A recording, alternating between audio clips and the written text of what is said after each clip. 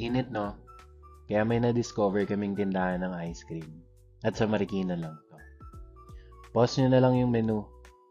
Sa ice cream, meron silang 8 flavors na pagpipilian. At nag-offer din sila ng package para sa mga kung anumang event.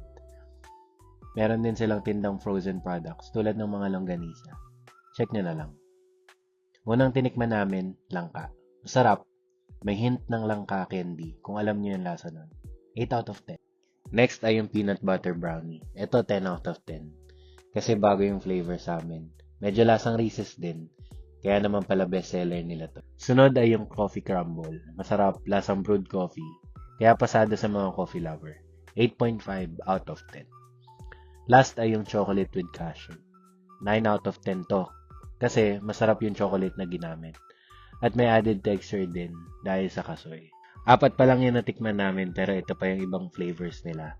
So far, na-amaze kami sa quality at lasa considering na mura lang. Ito yung ipipin nyo sa map.